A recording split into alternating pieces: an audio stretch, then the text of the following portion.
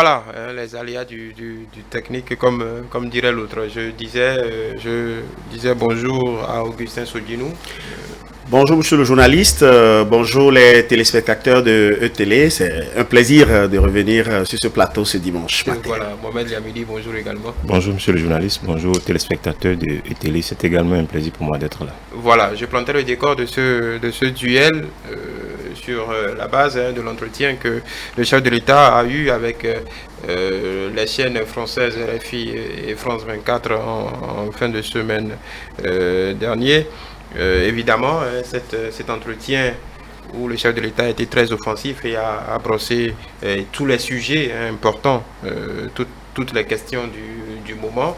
Nous allons principalement nous focaliser sur cette question des violences préélectorales et le chef de l'État qui reste dans sa ligne, dans la fermeté qu'il a martelée dès la victoire prononcée, c'est-à-dire pas de grâce, pas d'amnistie pour les opposants qui se seraient rendus coupables de violence, qu'ils soient instigateurs ou acteurs. Augustin? Vous avez estimé que le chef de l'État a été offensif dans cette interview accordée aux chaînes françaises. Je vous le concède. Et je vous dis que si vous supposez que le chef de l'État a été offensif, n'oubliez pas le contexte, n'oubliez pas les commentaires, les présentations de ces chaînes-là à l'égard du Bénin, à l'égard de cette nation du Bénin, depuis 2019 jusqu'à présent. Et donc, naturellement, il fallait être beaucoup plus clair, beaucoup plus précis. Il fallait démontrer la démarche du gouvernement, du peuple béninois tout entier, le peuple épris de paix et qui veut évoluer dans le système démocratique que nous avons amorcé depuis les années 90, qui veut un peuple, une nation où tout le monde est libre de faire ce qu'il a envie de faire, mais en même temps responsable par rapport aux actes de tel ou de tel. J'ai suivi l'interview du chef de l'État, j'ai compris, j'ai eu beaucoup plus de confirmations sur tout ce qui se disait depuis après sa brillante réélection et que j'ai compris que désormais l'impunité n'a plus sa place au Bénin. Et vive la République, vive le Bénin. Mohamed Yamidi, sur cette même question. Sur cette même question, moi, j'ai retenu, le chef de l'État a dit pas de grâce pas d'amnistie. Moi, je pense, au-delà de tout, malgré nos divergences, malgré ce qui nous divisent, si nous ne pouvons plus nous écouter, si nous ne pouvons plus nous parler, nous risquons tout simplement de périr. Ce qui veut dire qu'il va falloir, tout de même, il va falloir quand même trouver le moyen de discuter, de dialoguer, d'aller à un dialogue de sincérité. Pour moi, c'est ce que je peux dire par rapport à ça. Maintenant, comment cela va se faire? Si vous voulez savoir ce que je pense de cela, comment pas pour vous couper, pour le dialogue aussi, le chef de l'État l'a exclu encore une fois, l'a martelé très clairement. Je crois que par rapport à ça, je viens de dire quelque chose et ça reste ma ligne, je suis convaincu de cela. Nous devons trouver le moyen de parler, de dialoguer, parce que si nous ne le faisons pas, nous risquons de périr en tant que nation. Maintenant, comment cela va se faire? Vous ne pouvez pas demander, même si l'on demande au chef de l'État de dialoguer et d'amnistier, vous ne pouvez pas demander au chef de l'État de dialoguer, de discuter avec des gens qu'il n'identifie pas clairement. Et donc, c'est pour cela que moi, je pense, parce que le chef de l'État dit pas de grâce pour les opposants. Moi, je pense qu'à ce niveau, il est impératif aujourd'hui qu'une clarification soit faite au niveau de l'opposition pour dire clairement que quand on est opposant, comment l'on compte l'être. Parce que si l'opposition, c'est quoi? L'opposition, c'est les idées que l'on porte. Pas l'opposition. L'opposition n'est pas contre une personne. On doit s'opposer à un système de gouvernance selon les idées, selon les idéaux que vous avez. Et vous devez pouvoir dire clairement. Parce que quand on est opposant, le but de l'opposition, c'est quoi? C'est de finir par réaliser l'alternance. Comment vous voulez réaliser l'alternance? Il faut le dire clairement. Certains ont dit que eux, ils veulent réaliser l'alternance par les urnes. Ce qui veut dire que l'on reconnaît au peuple sa souveraineté. Mais il y en a dans cette opposition qui pensent, qui renient au peuple son droit de souveraineté et qui pensent que cela n'est pas possible. Si cela n'est pas possible, il faut qu'ils disent alors comment eux ils comptent réaliser l'alternance, comment eux ils comptent s'opposer à ce système. Et c'est là la clarification qu'il va falloir faire au niveau de l'opposition pour permettre au chef de l'État de savoir si je dois dialoguer, dans la sincérité, avec qui je dois dialoguer. Parce que le risque de ne pas le faire, le risque de ne pas faire cette clarification, c'est quoi le risque? Le risque de ne pas le faire, c'est que l'on risque d'être confondu à ceux que j'ai entendu les autorités qualifier d'assaillants. Et si vous êtes qualifié d'assaillant, c'est que vous serez traité comme tel au nom de la loi. Oui, je veux préciser à nos amis téléspectateurs que quand on parle d'opposants, les opposants dont il s'agit aujourd'hui, ce sont les opposants qui, pour le moment, sont sous le coup d'enquête pour les faits de violence survenus pendant les dernières élections présidentielles.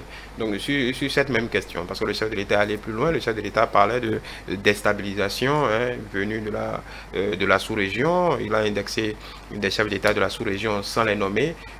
Donc si on comprend bien ce dont le chef de l'État veut parler, ces Béninois, pour certains qui sont aujourd'hui en prison, ont été, disons, on va pas dire manipulés pour les déresponsabiliser, mais ont été la cheville ouvrière d'un plan de déstabilisation de notre pays. J'ai pas du tout le sentiment que le chef de l'État ait dit que l'opposition ne sera pas graciée ou il n'y aura pas une amnistie et tout ça. Non, c'est pas ça. Le chef de l'État n'est pas contre l'opposition. Non, du tout. Mais il y a eu des événements malheureux, des événements très graves où des individus ont attaqué l'État. Et naturellement, il faut que l'État réagisse par rapport à ça. Je crois que c'est à ceux-là, ceux qui ont attaqué l'État, et que ce n'est pas la première fois, on l'avait déjà eu en 2019, et que ça s'est répété encore au lendemain des élections présidentielles du 11 avril 2021. C'est à ceux-là, c'est à cette catégorie de manifestants qui sont encore non identifiés au complet. On en a qui sont déjà derrière les barreaux, parce qu'on a vu quand même, il y a des indices très clairs qui prouvent leur implication dans ce malheureux événement. Le chef de l'État parlait d'éléments de preuve.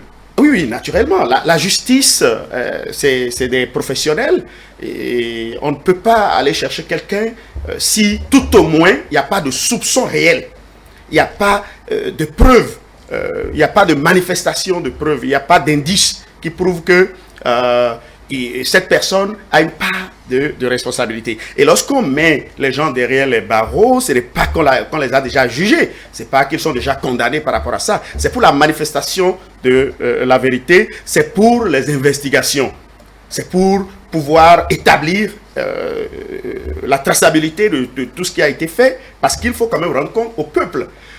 Et là, lorsque je reviens à l'opposition, l'opposition reconnue telle en République du Bénin, puisque pour aller à ces élections d'avril 2021, il y avait la mouvance qui avait son candidat, qui est le chef de l'État, le président Patrice Talon, mais il y avait deux autres duos qui ne sont pas de la mouvance. Donc, il y a une classe de l'opposition qui joue le rôle qui est la sienne dans la République pour le système dans lequel nous évoluons. Alors, par rapport à cette opposition qui, parfois, donne l'impression que c'est le peuple tout entier qui rejette la gouvernance du président Patrice Talon, en prenant souvent des paroles par des membres de cette opposition, mais en voulant faire croire que c'est le peuple béninois tout entier qui est derrière eux, et malheureusement, qui ont tendance à, lorsque eux, ils ne sont pas d'accord, ils veulent empêcher les autres. Alors que normalement, en démocratie, lorsque tu n'es pas d'accord, tu t'arranges pour que ton camp ne soit pas d'accord, et lorsque ton camp n'est pas d'accord, c'est qu'on va voter, on va remplir les devoirs civiques en exprimant clairement sa position. Mais malheureusement, ce à quoi nous avons assisté, c'est que vous n'êtes pas d'accord, et vous incitez tout le monde et vous voulez empêcher ceux qui sont d'accord d'aller satisfaire à leurs devoirs civiques. C'est des choses qui nous ont conduits aujourd'hui à des actes de violence qui ne s'arrêtent pas. Qu'ils vous souviennent encore ce que nous avons commencé par suivre depuis hier par rapport à la déclaration de presse du procureur spécial de la Criette. Et nous continuons vraiment le Bénin, ce qui se passe, les agissements des uns et des autres, ça fait mal à tout Béninois qui veut vivre paisiblement dans son pays et qui veut être libre d'aller et de revenir dans la République. C'est dommage, mais nous avons l'assurance, surtout avec la fermeté du gouvernement, nous avons l'assurance que bientôt tout ira dans l'ordre dans notre pays. Je dois préciser pour ceux qui ne suivent que le fait que vous venez d'évoquer est encore, on est à l'étape, on est encore en procédure. Je veux préciser que le procureur n'a pas, même s'il a parlé de faits de terrorisme, n'a pas encore attribué la découverte, l'interception des 70 000 cartouches d'armes hier à qui que ce soit. Il fallait le préciser.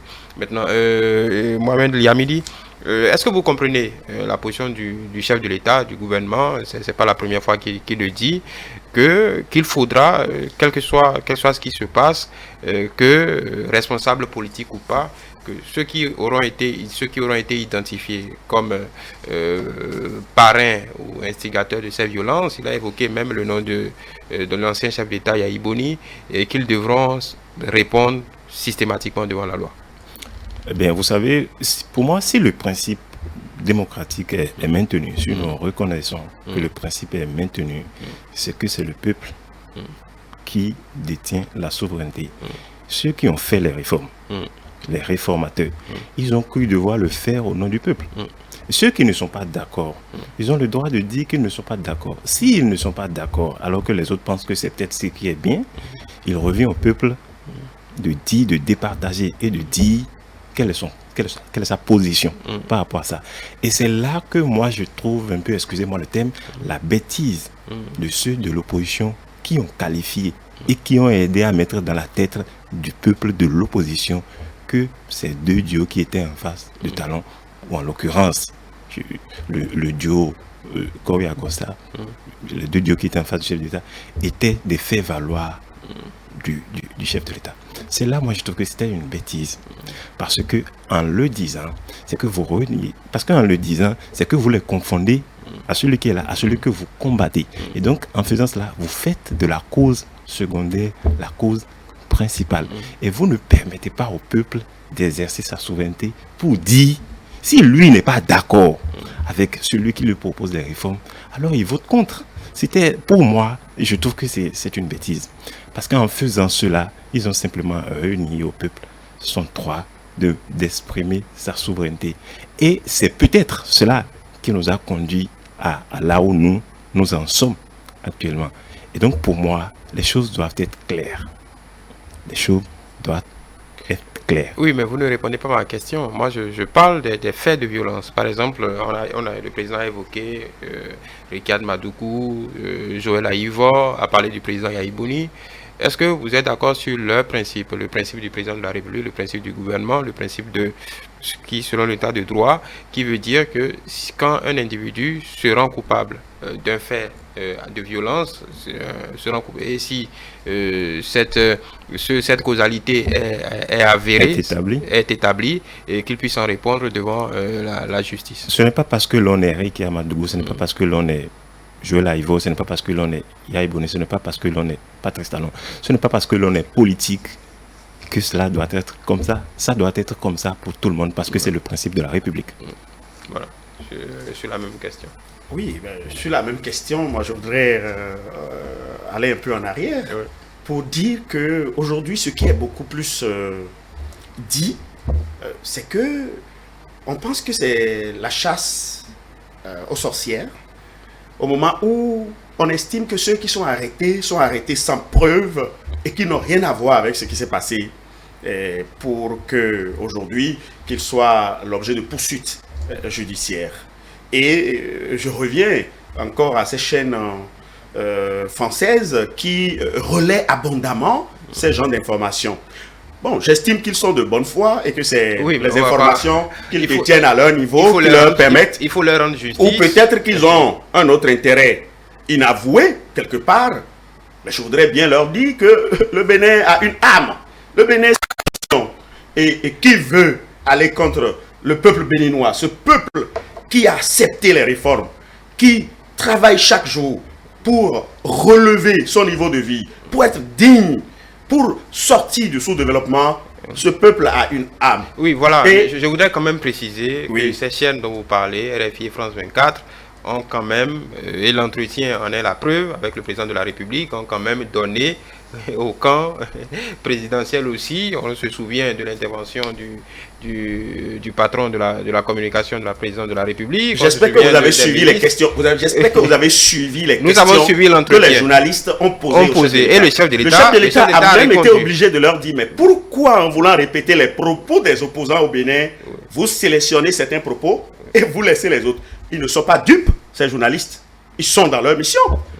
Le chef de l'État était, en tout cas, en tant que représentant du peuple béninois, le premier citoyen, vraiment, je lui tire chapeau. Bravo à notre chef, qui a su vaillamment représenter le Bénin et qui a dit à ces professionnels avérés que nous connaissons, qui savent faire leur job, mais qui, depuis 2019, nous ne comprenons pas quel est le tort du Bénin pour que nous soyons présentés comme un pays où la démocratie n'existe plus.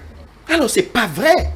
Ce n'est pas vrai dans ce sens que lorsque des uns et des autres posent des actes, lorsque on fait des déclarations et que nous sommes dans une république où il y a des lois, mais quelqu'un enfreint aux lois. Et on dit que, bon, parce qu'il est politicien, alors celui-là, il doit être un privilégié, il doit être intouchable.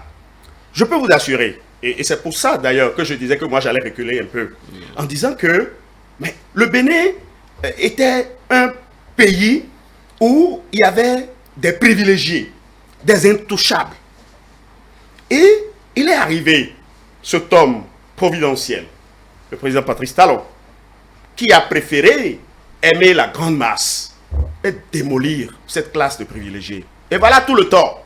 Alors, cette classe de privilégiés a commencé par manipuler une partie du peuple. Beaucoup d'intoxication.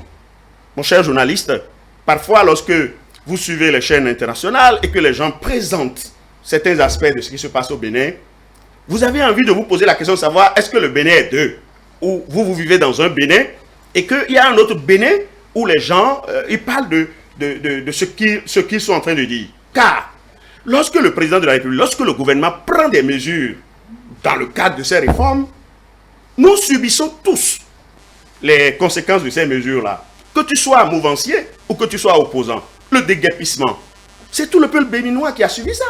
On n'a pas déguerpi l'opposition et qu'on a laissé les mouvanciers. Il n'y a aucune mesure qui soit des mesures orientées contre qui, contre X ou contre Y. C'est pour que le Bénin avance. Vous voyez? Et les gens qui, manifestement, sont incapables de vivre sans être dans les collimateurs du pouvoir, sans être dans des avantages inavoués, sans être dans les privilèges qui, en réalité, ne profitent pas à la grande masse, ceux-là, aujourd'hui, se disent, ben écoutez, parce que nous ne sommes pas aux affaires aujourd'hui, ben écoutez, ça doit être le déluge, ça doit finir, le Bénin doit disparaître, on doit brûler le pays, parce que nous ne sommes pas là. Non, c'est pas normal. Ce n'est pas normal, et fort heureusement, le Bénin est dirigé par des hommes éclairés, par des gens qui savent ce qu'ils doivent faire, et je dis que ceux qui vont aller au travers des lois de la République n'ont qu'à savoir que le Bénin n'est pas un pays sans dirigeants.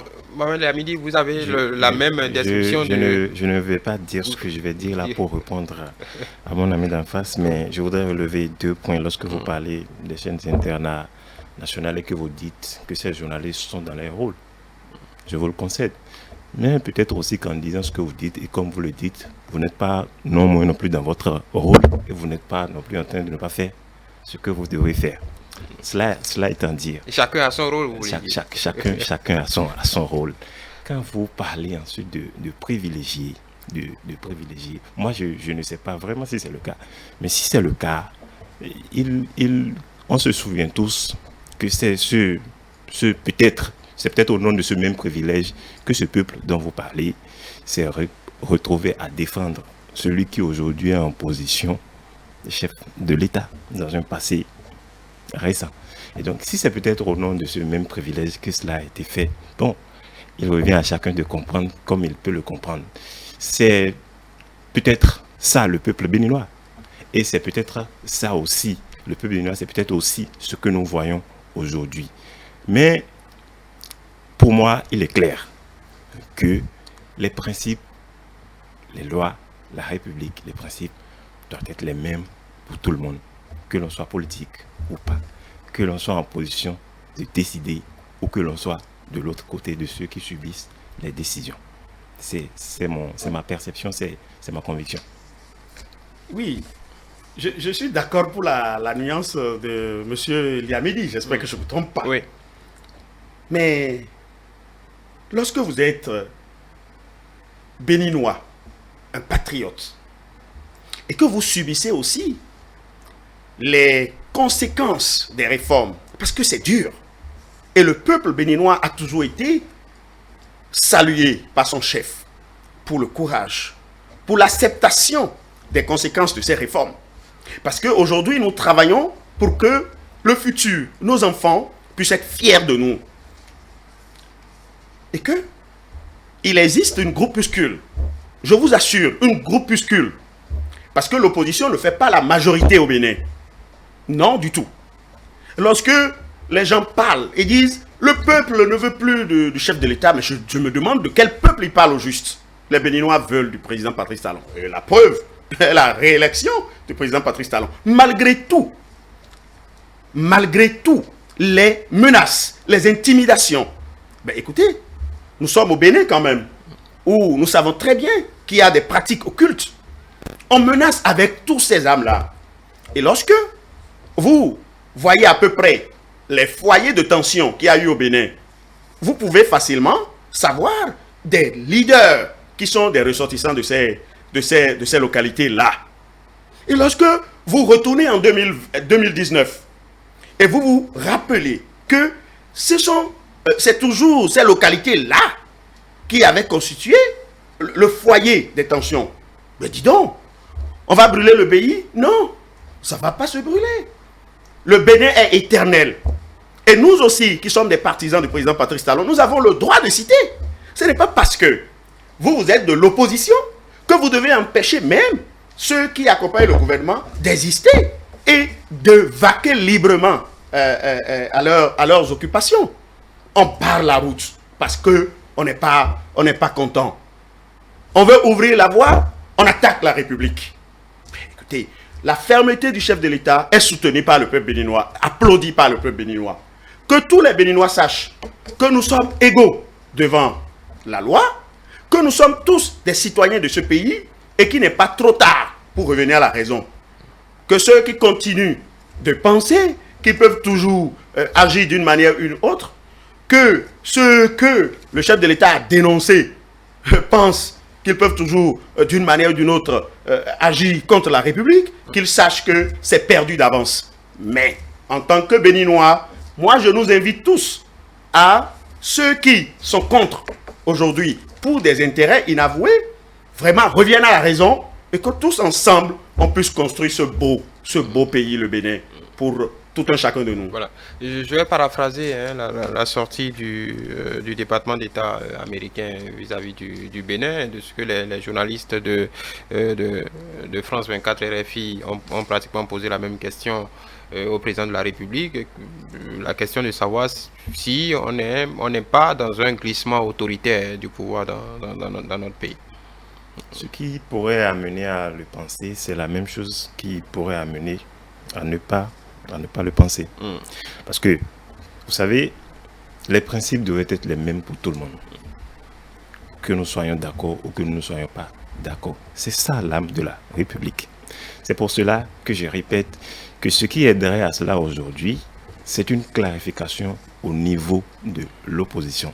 Puisque c'est eux aujourd'hui, c'est des leaders de l'opposition qui se retrouvent dans cette position et qui amènent ce questionnement-là de la part de la diplomatie américaine à se demander est-ce qu'il n'y a pas un glissement. autorité. Donc, c'est une clarification au niveau de cette opposition qui permettra à chacun d'être situé. Si nous sommes une opposition pour réaliser l'alternance. Nous voulons le faire comment? C'est en le disant de façon claire que vous ne serez pas confondus à ceux qu'il faut combattre au nom de la loi. Pour moi, c'est simple et c'est clair. Et c'est ce qui devrait être. Bon, Dérive autoritaire, c'est... Non, mais je risque de vous choquer, mais loin de moi. Non, hein. ne me choquez pas. Oui, mais loin de moi l'intention de ne pas reconnaître un peu l'organisation mondiale, hein, la hiérarchie dans le monde. Mais je voudrais me demande, est-ce que c'est les États-Unis qui dirigent le Bénin? Est-ce que le peuple béninois est assimilé au peuple américain? Oui. Moi, je suis béninois. Non, allez, laissez-moi. Non, je voulais juste une précision. Avant que vous n'ayez plus loin, le chef de l'État Oui. lui-même a reconnu que c'est une interrogation normale hein, de ce que l'intervention Mais cette des interrogation États-Unis est normale, logique. cette interrogation normale, pour moi, ne devait pas passer par une voie de presse. Non, il faut qu'on se respecte. On est un petit pays, hein, on n'a pas beaucoup de richesses, mais nous sommes prêts à nous battre. D'ailleurs, les élections présidentielles d'avril 2021, là, ça s'est passé hein, sur le budget national. Hein. Ah oui, ben, c'était avant. C'était avant, on tendait la main à tout le monde. Donc, quand tu tends la main tout le temps, on ne te respecte plus. Mais ici, j'aurais aimé que ces inquiétudes du gouvernement américain passent par la voie diplomatique. Parce que on se pose la question de savoir quand est-ce que le Bénin va adresser un communiqué de ce genre par rapport aux États-Unis. Le Bénin, c'est pas interdit, personne ne l'a interdit au Bénin. Mais non, nous on respecte. Donc on demande à ce qu'on nous respecte aussi. Je dois préciser que c'est une tradition du département d'État. Hein. C'est pas la première fois, ce n'est pas seulement le Bénin. Les traditions, c'est une tradition. Oui, ben alors là, normalement, ça a été dit hein, dans notre pays, c'est célèbre, hein, qui n'a pas fait d'enquête n'a pas droit à la parole. Alors, qu'est-ce que je veux dire par là? Lorsque vous vous inquiétez, soi-disant vous vous inquiétez, pour des arrestations, ça coûte quoi? Et les États-Unis ont les moyens, de vérifier si tout au moins ce qui se fait au Bénin respecte les règles de l'art. Alors, les États-Unis se permettent le luxe de laisser tout ça de côté, d'envoyer un communiqué abondamment relayé sur les réseaux sociaux. Je pense que, moi je l'avais dit par rapport aux journalistes des chaînes françaises, que je pense qu'ils sont de bonne foi. D'accord? Et que c'est seulement les informations qu'ils ont à leur disposition qui leur permettent de faire ça. Et mais normalement, lorsqu'ils ont des informations, mais le gouvernement du Bénin existe, pourquoi ne pas chercher à avoir les informations du côté du gouvernement béninois aussi? Mais ils l'ont fait. Mais ils l'ont pas fait. Alors les inquiétudes riment à quoi? Et quels sont les objectifs de cette manière de présenter? Moi, je pense, ça m'engage personnellement, qu'il y a des relations personnelles. Ah, vous pensez qu'il y a un agenda contre le Bénin? Honnêtement, je le pense. Que j'espère que j'ai le droit de penser. Évidemment. Et je ne suis pas fier. Et je ne me reconnais pas par rapport au gouvernement Biden que nous avons tous soutenu. Que vraiment le Bénin soit respecté et que les relations continuent entre les grandes nations et les petites nations et que chacun, on se respecte et qu'on évolue dans cette République du Bénin et aux États-Unis aussi. Oui, je rappelle que les États-Unis demeurent un grand partenaire de la République du Bénin. L'inquiétude, si les gens s'inquiètent pour vous, c'est pour que le monde le monde se porte bien. C'est pas quelque chose qu'on devrait trouver anormal, que l'on s'inquiète. Et d'ailleurs, le chef de l'État l'a trouvé tout à fait normal. C'est simplement, à mon avis, parce que on en est arrivé au point où le principe de précaution s'est transformé ou est en train de se transformer en un principe de suspicion et l'on doute de tout. Ce n'est plus alors simplement les Béninois qui doutent. Ce n'est plus alors simplement les Béninois qui doutent entre eux, qui doutent des institutions, qui doutent de ceux qui ont à charge la gestion du pouvoir d'État. C'est alors tout le monde qui s'inquiète. Et quand on en arrive au point où le principe de précaution se transforme en un principe de suspicion, alors là, il faut faire une pause. Il faut faire une pause, pouvoir se regarder, pouvoir parler, dialoguer, faire ce que j'appelle un dialogue de sincérité pour permettre que le vivre ensemble de tout un chacun là soit garanti. Et c'est dans ces conditions que l'on peut réaliser le développement que vous clamez. J'ai bien envie de poser une question. Non, dialoguer là. Jusqu'à plus du contraire, je pose la question. Une seule personne ne dialogue pas seule. C'est comme si vous avez oublié. J'ai déjà répondu à cette question. C'est comme si vous avez oublié. J'ai déjà dit qu'il faut une clarification pour savoir ceux avec qui on doit dialoguer. Le gouvernement était prêt à dialoguer. Sauf que le gouvernement dit, je ne vais pas aller dans tous les sens. Je ne veux pas aller dans tous les sens. Je ne veux pas de la diversion. Moi, j'ai un agenda. Moi, j'ai mon peuple qui me regarde en face. Moi, j'ai envie de donner de l'eau potable. J'ai envie de donner de l'électricité. J'ai envie que mon peuple ait les bonnes routes pour passer. J'ai envie d'accroître mes productions. Je n'ai pas le temps d'aller dans les diversions. Nous avons un problème politique. Retrouvons-nous entre acteurs politiques et parlons, dialoguons, écoutons-nous. Et les gars se sont permis le luxe parce qu'ils ont leur agenda. Ils ont refusé cette main tendue du gouvernement. Mais c'est au moment où le processus électoral a été déjà enclenché. Le corps électoral a été déjà convoqué. La Sénat a déjà un calendrier. C'est en ce moment qu'on appelle abondamment à une assise parce que tout ce qu'on a envie de faire, c'est d'empêcher le Bénin de respecter les calendriers, le calendrier électoral. On ne veut pas que l'élection ait lieu. On n'est pas parti à temps. On n'est pas parti à point.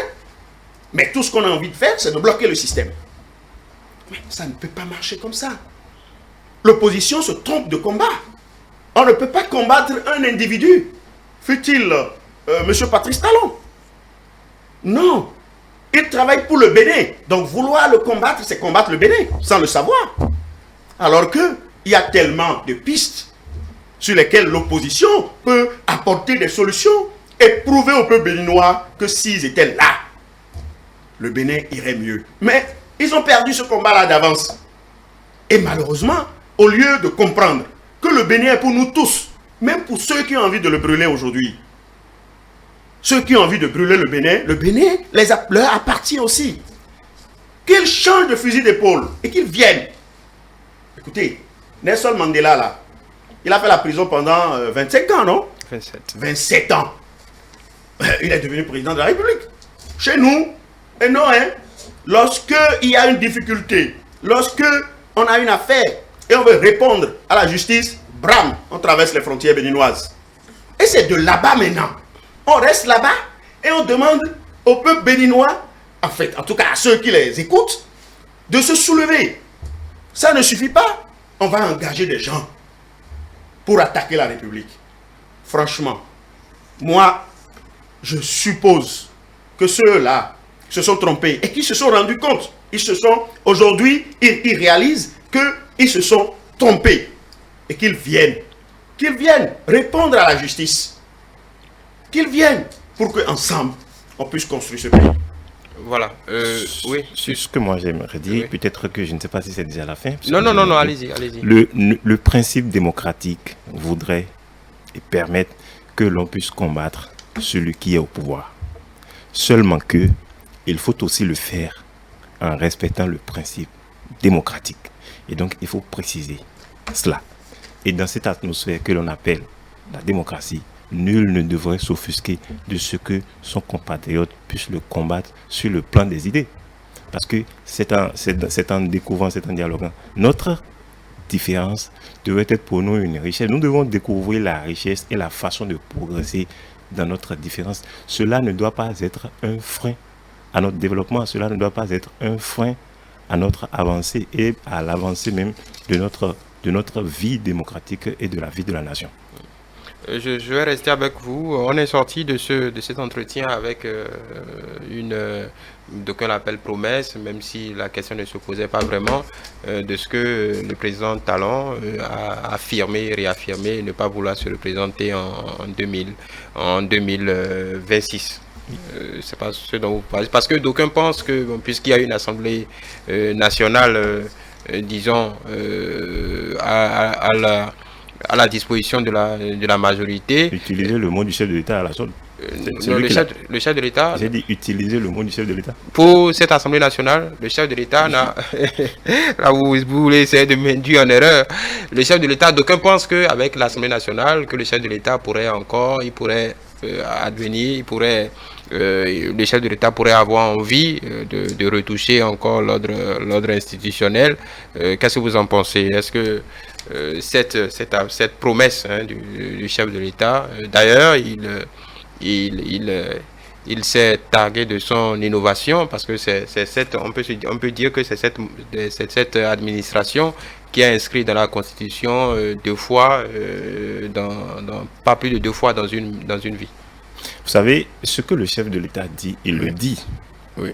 Pour moi, il est clair. Le chef de l'État a parlé. Il a parlé en 2016, il a parlé en 2019 et il a parlé. Et en 2021, on a vu, le chef de l'État vient de dire quelque chose. Ce que le chef de l'État dit ou ne dit pas, à mon avis, ce n'est pas ça qui devait être le plus important. Ce qui devait être le plus important... C'est quand même important, c'est le chef de l'État. J'ai dit, à mon avis, ce n'est pas ça qui devait être le plus important. Et en disant cela, c'est parce que je me réfère à 2016 et je me rends compte là maintenant qu'on est en 2021 que ce qui devait peut-être ne pas être est. Et donc pour moi, quand les choses sont comme ça, que le chef de l'État l'ait dit ou ne l'ait pas dit, ce n'est pas ça le plus important. Le plus important, c'est ceux qui sont en position d'opposant face au chef de l'État. C'est à eux de faire en sorte que cela soit. C'est à eux de s'apprêter par les moyens démocratiques qu'il faut pour déjà réussir à être présent à l'Assemblée en 2023, avoir un nombre suffisant de députés pour inverser le rapport des forces. C'est seulement en faisant comme ça qu'on amènera le chef de l'État à respecter sa parole. Le chef de l'État a déjà parlé. Maintenant, il faut l'amener à rester collé à ce qu'il a dit. Donc, ça revient à ceux qui sont de l'opposition, de faire ce qu'il faut, de faire ce qui est nécessaire. Et ce, avec le principe démocratique, je le précise toujours, qui est de réaliser la tenance par les urnes, faire en sorte d'être présent à l'Assemblée, d'avoir un nombre de députés conséquent pour pouvoir inverser le rapport des forces. Et c'est en faisant comme ça qu'on amènera le chef de l'État à rester collé à sa parole. Alors moi je pense plutôt que c'est très important que le chef de l'État affirme devant le monde entier ce qu'est réellement le peuple béninois. Que ce peuple est beaucoup accroché à la limitation des mandats. Aussi, en rappelant que c'est à son actif que dans la constitution du Bénin, la constitution actuelle, qu'il est écrit que de l'existence d'un homme, il ne peut être que 2 fois président de la République du Bénin. Il fait 2 mandats, pas plus. Et en soulignant le fait que, même si c'est légitime de se poser la question de savoir, mais voilà quelqu'un qui a la majorité au niveau de l'Assemblée nationale. Voilà quelqu'un qui a la possibilité de modifier la Constitution, comme ça se fait un peu partout. Même si c'est légitime de se poser la question, je crois que le doute ne devrait pas exister au Bénin, en ce sens que, même s'il le voulait, je crois que le peuple béninois ne serait plus d'accord. C'est pas parce que c'est doux qu'il faut manger jusqu'à vomir. Non, c'est doux, c'est très doux. Mais c'est pas pour ça qu'il faut manger jusqu'à finir par vomir par les narines. Ah bon, vous en savez quelque chose quand vous dites c'est doux? Ah ben c'est doux. Nous sommes heureux. Ce qui se passe aujourd'hui, le Béninois est fier de ce qui se passe aujourd'hui. Mais je voudrais attirer l'attention de M. Liamidi, qui invite l'opposition à travailler pour que en 2026 on puisse voir l'alternance, que la façon dont le capitaine de l'équipe le capitaine de la mouvance travaille, moi je suis sûr que c'est un candidat de la mouvance actuelle, qui reprendra le pouvoir en 2026. Allez, écrire ça quelque part. Et bon, ce sera votre mot de fin, parce qu'avant 2026, il y a 2023. Comment vous voyez, vous entrevoyez les... Il y a même tellement d'années, il y a 5 ans avant 2026. Oui. Ce qui peut se passer en 5 ans, c'est énorme. Hein? On ne sait jamais. Ce que moi je voudrais dire simplement, pour terminer, c'est que tout ce que l'on fait pour rassurer les autres, serve d'abord à vous rassurer vous-même. C'est tout. Ah, c'est tout ce que vous avez à dire. Voilà. Juste. Lorsque je vois la configuration politique du Bénin aujourd'hui, lorsque je vois les agissements de l'opposition que nous avons en face, parce que M. Lamidi me disait qu'on ne peut pas combattre, on ne peut pas s'offusquer du fait que l'opposition ait des idées, s'attaque au pouvoir qui est là à travers les idées. Je voudrais lui dire que moi j'ai commencé la politique étant dans un parti qui était dans l'opposition au pouvoir de Yahi Boni. Nous étions opposés au pouvoir de Yahi Boni, et quand le pouvoir prend des décisions et que nous réunissons et que nous voyons que dans l'intérêt supérieur du peuple béninois, il fallait aller dans ce sens, on savait comment on faisait pour s'opposer à l'idée du pouvoir d'alors, en exprimant nos idées, en donnant nos avis par rapport à ça. Et tenez-vous tranquille, malgré qu'on était dans l'opposition, on donnait des avis que plus tard le pouvoir d'alors prenait en compte pour construire le pays. On prouvait que nous avions la capacité de gérer ce pays mieux que ceux qui étaient là. Et que, aujourd'hui... Rapidement. Oui. Ok. Aujourd'hui, avec les agissements de l'opposition, je ne suis pas convaincu que cette opposition, telle que ça se présente aujourd'hui là, puisse être même capable de gagner les élections de 2023, quitte à parler de 2026. Je ne pense pas. Voilà, Augustin Sodinou, merci. Je rappelle que vous êtes membre de l'Union progressiste. Mohamed Liamidi, chef de projet éditorial. Merci pour avoir partagé le plateau du duel de ce dimanche, c'est politique. À notre suite, vous aurez l'hebdo des éditorialistes avec Théodule Rounsa et ses invités. Nous retrouverons après, aux alentours de 13h50 pour le débrief de ce format de dimanche, c'est politique.